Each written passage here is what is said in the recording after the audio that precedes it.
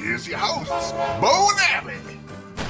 We're going to be discussing what it's like to deal with the theme parks when you have anxiety issues. Before we begin, is there anything you feel like sharing? Yeah. Well, a couple weeks ago we talked about, was it a couple weeks ago that we talked about the dad punching the baby? Yeah, a couple weeks ago. Like 2 weeks ago. Just like how it is the happiest place on earth. And it is very fun to go to theme parks and go on vacation. But it is a super overwhelming experience in a lot of different ways. And so, as you know or may have heard, that I am a Disney travel planner. And I also have an anxiety disorder. I have, I guess, a couple technically, but basically things that are really hard for me are I have panic attacks and I have social anxiety. There was a time where I actually didn't leave my house, and like even going to Target was really hard for me, where I would like have to like run out of Target. Like I couldn't even be in there. And so going to somewhere like Disney can be a lot. So when we're talking anxiety, how are we defining that as, like, for people who maybe like aren't up on what anxiety really is versus like someone who's just maybe a little bit nervous about doing something? Mm-hmm. Like, what does anxiety mean to a person who has an anxiety disorder? That's a good one. So I think it's different for all people because people showing anxiety symptoms in different ways. Like the guy punching the baby or going after that guy, he was probably like worked up and overstimulated and like lashed out. You wouldn't in a rational state just punch someone. So there's like that level. And then there's like someone who might just like be like go, go, go. Like you can't stop all day because you got to fit everything in, and then it's like, you know, running. And like for me, for like my social anxiety and like the panic and things like that, for me, it's like the fear of, I get very scared of like not being able to leave or not being able to escape, or like everybody looking at me like a medical emergency would happen. Mm-hmm. And everybody would like be focused. I don't know. It's like a weird thing. But like for me, my anxiety is very physical. It's very much like I can't breathe. My heart's racing. I get dizzy. It's very much like physical symptoms, more so that it's in my head. I think I've gotten so used to like my mind racing and things, but it's when things turn like physical. And being at Disney, that was the other tip I was going to say, is like train for Disney. Mm-hmm. Because you walk a lot. It's very hot. And for me, when I get really tired, it can like make symptoms a lot worse. So even though Disney is my most favorite place and I love being there and I love doing it, it also is a huge mental strain because I'm always constantly like having to be like, am I okay? Am I safe? Is this a place that I can get out of? Is this a place that like I know where my exits are? Like, do I know the next time the buses are leaving? Like, there's a lot of like stuff that goes on in my head that can get overwhelming. It's essentially like being in fight or flight mode all the time. Yes. Yeah. So it's like when you're at the park and it's like you're all the way back, like behind the castle. Like, can I share your story? Sure. So when Bo got sick at Magic Kingdom, we were over by the Tiki Room and Jungle Cruise. And so just getting out of the park while he was like very sick is probably a 15-minute walk through like hundreds of people. It's not just like an easy straight line. So if you're panicking or you're sick or you're like so full of adrenaline, it can feel really overwhelming to like get out. And then once you're out, you still have like so many steps to get to like your safe hotel room. And it's like you can tell yourself, like your brain knows that you're not in danger. Mm-hmm. Like you can say, like your conscious mind, I am not in danger. But it's like your body doesn't understand it. So it's like it thinks that you're in this like primal state, like being chased or something. It thinks your body reacts like it's in danger, and you can't convince yourself otherwise. Yes. And another awful thing about panic disorder is like the physiological symptoms that you experience when you are excited or when you are looking forward to something can very much mimic how you feel when you're in an anxiety attack or bordering a panic attack.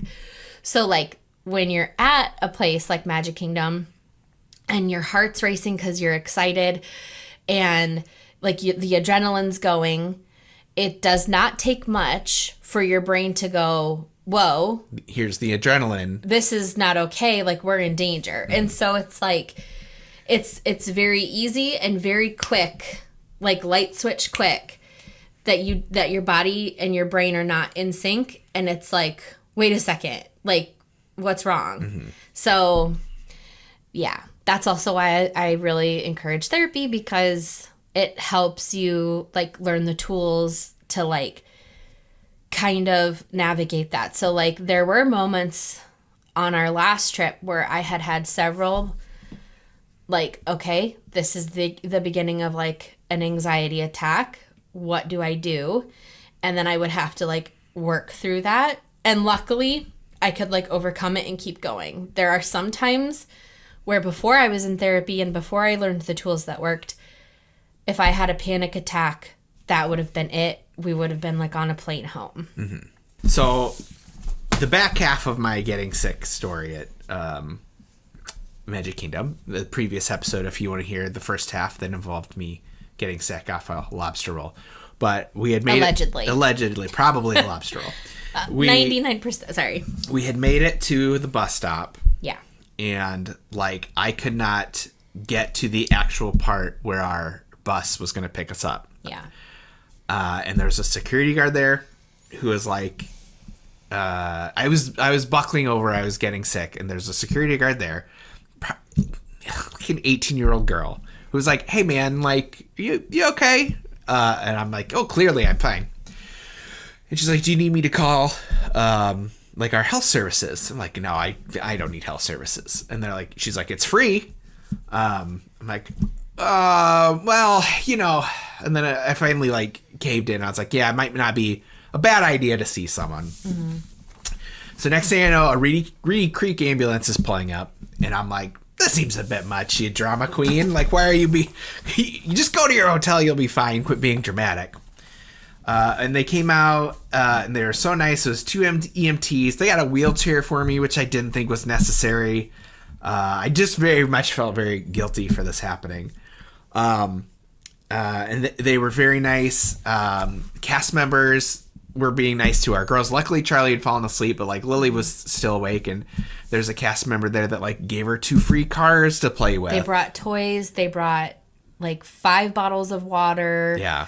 Which at Disney, that's like $50 worth of They gave us water. Probably legitimately like $50 to $75 worth of water and toys. Yeah. Just to like help. Yeah. They got us our own private bus to take us back, because we were going to take a minivan, and they're probably like, we don't want that guy puking in a minivan. Let's get him a bus. Yeah. So they were able to get us our own bus back. Yep. And yeah, but that was a nice experience. It was a horrible experience, and we were treated so well. Yeah. Now the reason I bring that up, yes, because I don't want to make this all about me. That's my go-to is usually to make it all about you. Me so far. It's literally like here. Like me getting sick is one of your triggers. Yeah. So like, how did you handle that? I didn't. Because I was like blacked out basically. I don't remember too much. So. Yeah. So one of my biggest fears is a fear of dying, or a fear of the people close to me dying. And I have a very big codependency where like I can't do certain things by myself. I can't travel by myself. I can't drive by myself. And this was like the first family vacation that we went on without friends or family. So like it was just us. We were in charge. And it's so weird to look around and try to find the grown-ups and be like, we're the grown-ups. And one of my biggest fears is what happened was Bo got very sick, and I'm thinking like, okay, he's like having a heart attack, like he's dying, and we're gonna have to go to the hospital. And like like, it was just like spiraling really fast. So what I did was Lily and Charlie were fine. And I was trying to focus on Bo. And then we had cast members talking to us. I literally texted my therapist and was like talking to her and telling her what was up. And she was sending good thoughts. And she was also like, how are you grounding yourself right now? Make sure you're breathing. Do you have water? Like, make sure you're just like, you know, don't spiral. I think I texted Liz during that time. And then it dawned on me that your dad was a couple hours away.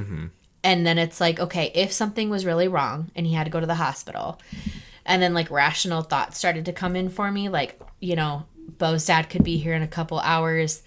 Somebody could fly down here and he's going to be okay. And it was hard for hours. Like, I was in such a state of like absolute fear. Even when we got back to the hotel and like got the girls in bed, you took a bath. Like, I was so scared for hours and hours. And then the next day I talked to my therapist again. But what helped was we like reset the trip. It just like worked out perfectly that we had to switch hotels that day. Yeah. And just like getting out of that smaller room, getting into like a bright, airy room with like that balcony. Going from movies to the beach club. And you feeling better. It was like a reset on the trip. Yeah. And like having that rest day built into our trip helped. Yes. Rest days are incredibly important just because like it's just so much for your body. And like I was thinking about this so recently in one of the groups that I'm in, there's so many people talking about passing out from the heat, getting very sick from the heat. And it's like we like you go from a sit down job to walking 30,000 steps for like 6 days. Yeah. Like your body, that's just like insane. Yeah. And like in such different climate. Like the heat in Florida is no joke. Yeah. And then you're in and out all day of air conditioning and that. Like it's gonna mess your body up. So like just to like listen to it, go slow and make sure you like prep for it. Yeah. Like walking every day a couple months before you go is like a very real thing that you should do. So yeah, what other things about anxiety? You have questions. I have, in the event that we kind of came to a lull, Okay. I had questions. You did the research? Yeah, I did some work for this show. As you do. So, like, knowing that you have anxiety, what do you do to kind of prepare? Like what do you get either as far as, like, things you purchase? What do you put in your backpack? What do you do ahead of time before you even leave for your trip? Okay, so my number one tip is therapy. I go to therapy and have gone to therapy every week for years. And one thing that I love about that is that we like front load in therapy, like the expectations of the trip. Like a lot of my anxiety is like, well, if this happens, then this happens, then this happens. And so like therapy is really key. And then as far as like physically being there, what do I have on me?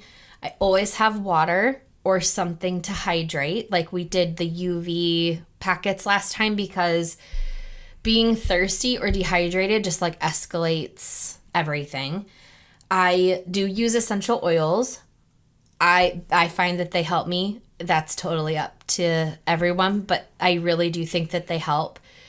I purchased this like Calm Me breathing device that I didn't use a lot, but it's almost like just knowing it was there was really helpful.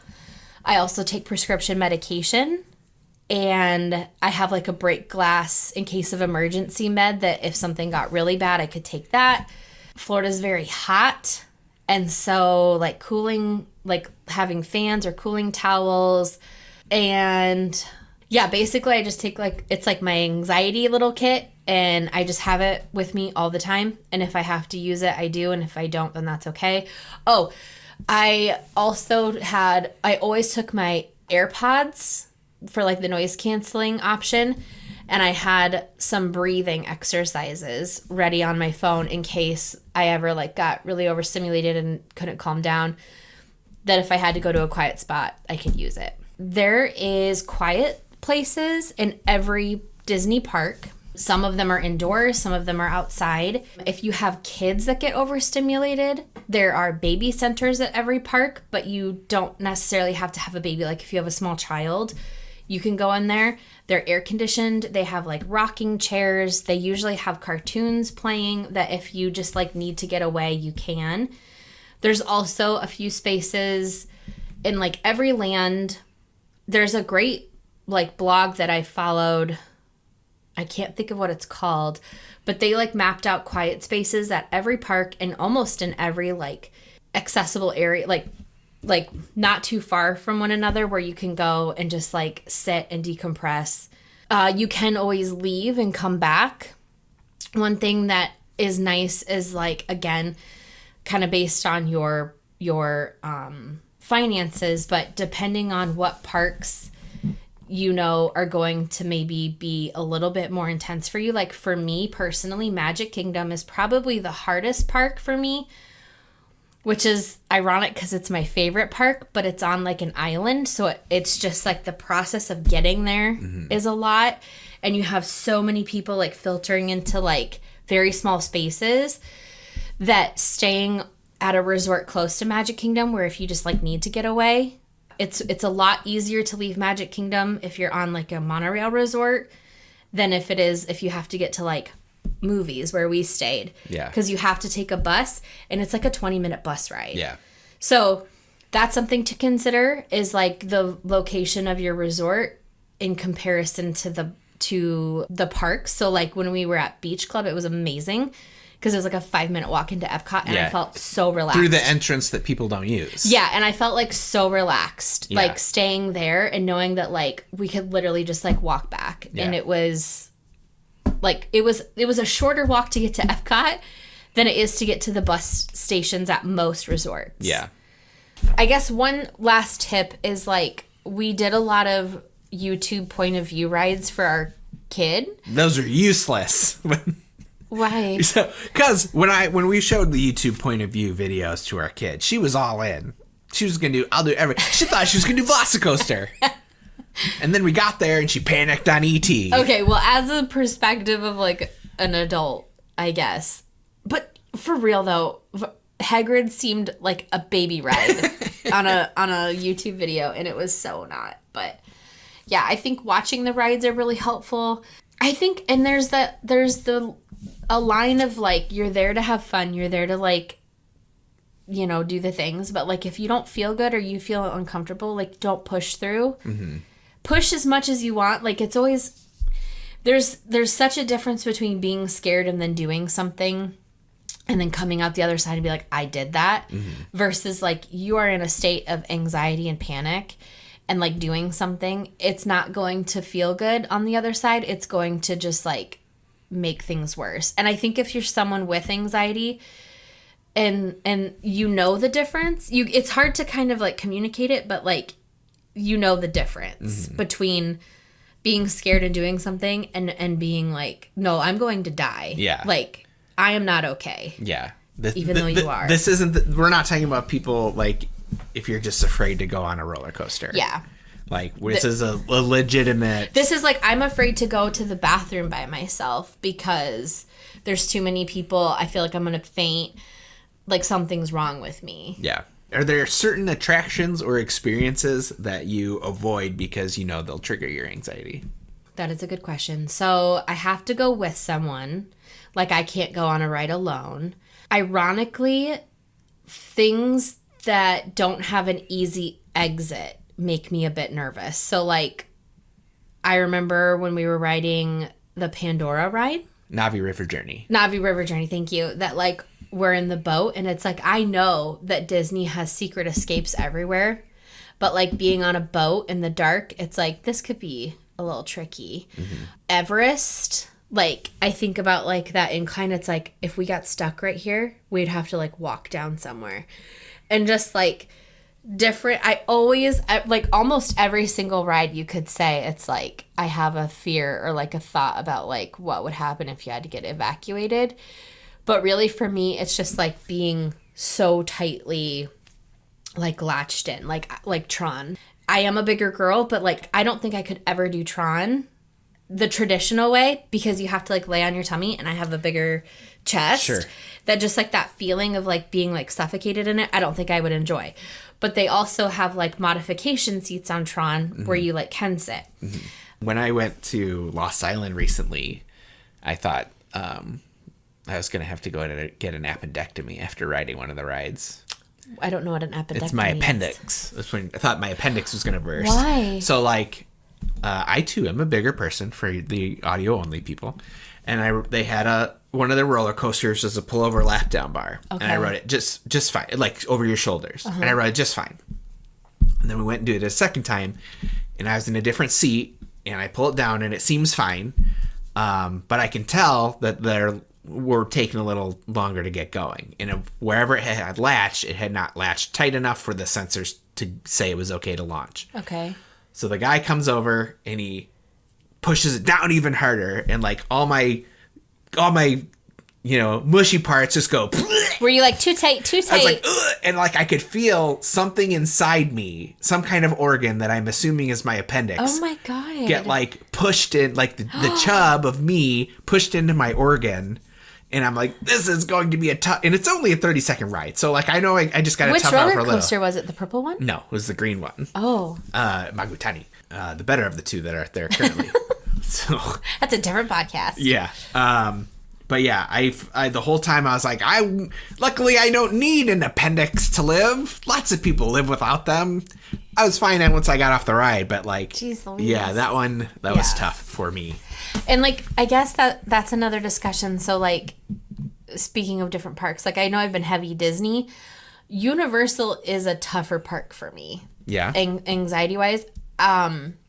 It's louder. It's way more intense rides. It's brighter. Okay. There's not as many like escape places. Like you showed me the secret one, but that's not like in the park. But like that area behind Hard Rock, Yeah. is like I could have hung out there all day. Next to the Berlin Wall. Yeah. Respect. But yeah, like Universal overstimulates me a lot more. Do you think any part of that has to do with the fact that like in Disney the magic carries you more Yes. because you don't have like at Universal you don't have something you're attached to? Universal is like the focus with Universal is the adrenaline. Yeah. It's the rush. It's the thrill. It's the giant, big, scary, fast rides. It's dinosaurs jumping out at you.